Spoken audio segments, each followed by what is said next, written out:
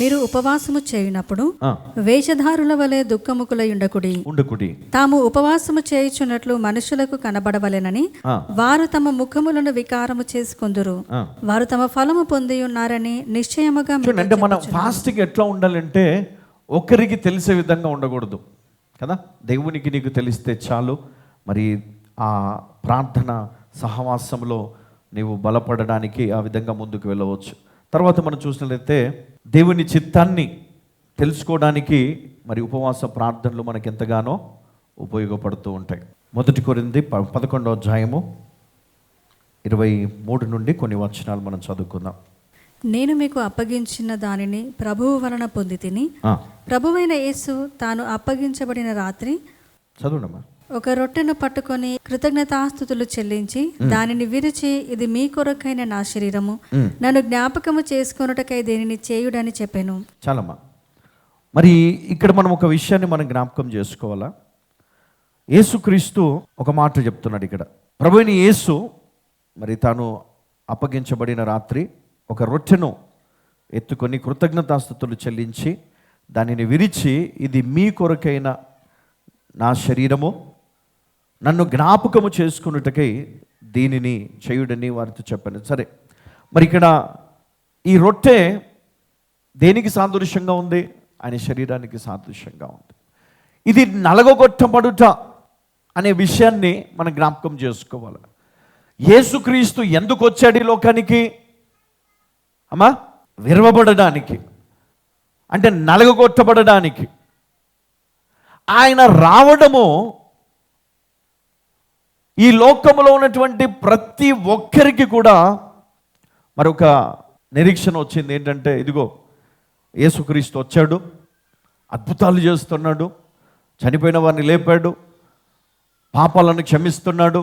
మరి ఇవన్నీ కూడా వింటూ అక్కడ ప్రజలందరూ కూడా మరి ఆయనను ఎదుర్కొంటూ ఉన్నారు.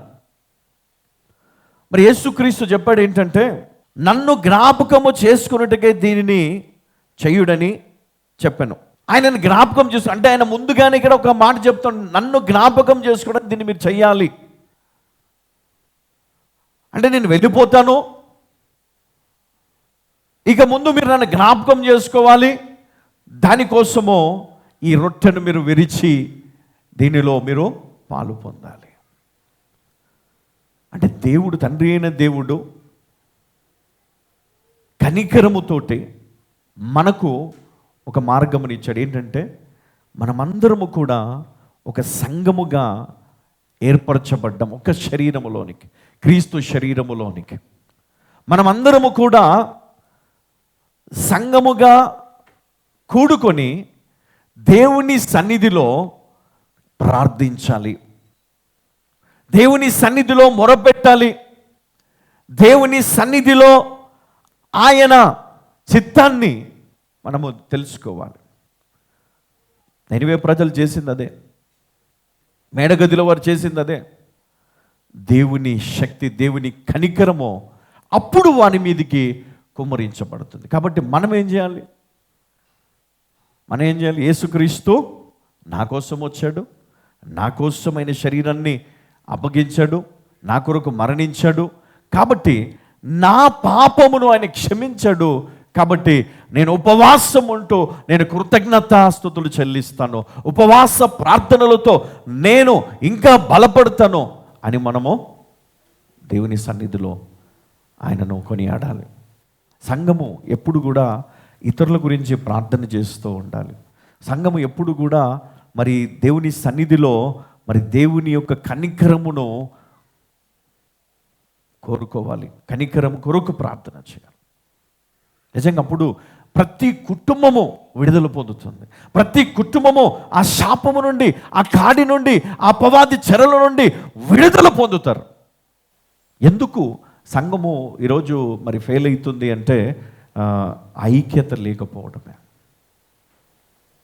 అందరు కలిసి సంఘానికి వచ్చేది ఎందుకంటే అందరు కలిసి దేవుణ్ణి ఆరాధించాలి. అందరూ కలిసి ఏక మనస్సుతో అందరూ కలిసి దేవుణ్ణి ఘనపరచాలి. ఇక్కడ మనం వచ్చినప్పుడు ఏమవుతుందంటే మనమంతా కూడా క్రీస్తు శరీరముగా మనము ఒకే శరీరముగా మనం ఇక్కడ ఉంటాం మనం. కాబట్టి ఆ శరీరానికి గొప్ప శక్తిని దేవుడు పెట్టాడు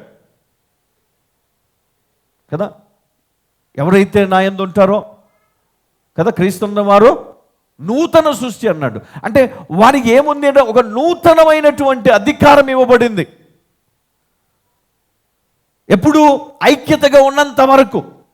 ఎప్పుడైతే ఈ ఐక్యత వారు కోల్పోతారో, నిజంగా చెప్తున్నాను, సాతాను కూడా వారిని పట్టి ఎట్లా ఏం చేస్తాడంట, మొత్తం వాళ్ళని ఇంకా నెమ్మది లేకుండా గోధుమల వలె వారిని. అందుకే మనకు ఒక ఆధారం ఉంది ఏంటంటే సంఘం, ఆయన శరీరం. అందుకని మనము ప్రభు బల్లలో పాలు పొందుతూ ఉంటాం. మనం ఈ ఉపవాస దినమున మనము జ్ఞాపకం చేసుకోవాలి. ఉపవాసం ఉంటూ మనము దేవుని సన్నిధిలో ఒక విషయాన్ని మనము నేర్చుకోవాలి. ఏంటంటే సంఘముగా మనము ఉపవాస ప్రార్థనలో మనము నిలిచి ఉన్నట్లయితే ఎలాంటి సాతాను శక్తులైనా ఎలాంటి సమస్యనైనా నీవు జయించగలవు. హల్లెలూయా. అందుకే మరి మీరు చిన్నతనము నుండి మీ పిల్లలకు నేర్పించాలి ఉపవాసం యొక్క ప్రత్యేకత కదా. ఈ ఉపవాస ప్రార్థన అనేది ఏంటంటే మరి దేవుని సన్నిధిలో మనం ప్రార్థన చేస్తూ గడపడానికి ఉపవాసం ఉండాలి. అంతేగాని ఉపవాసం అని చెప్పి మనం ఊర్లు తిరుక్కుంటూ కదా, సినిమాలు చూసుకుంటూ షికార్లకు పోతూ కాదంట. ఉపవాసం ఉండి ఇంటి పట్టున ఉండి లేదా సంఘములో చర్చిలో కూర్చొని నువ్వు ప్రార్థన చేస్తూ గడపాలి ఆ ఉపవాస దినమున. హల్లెలూయా.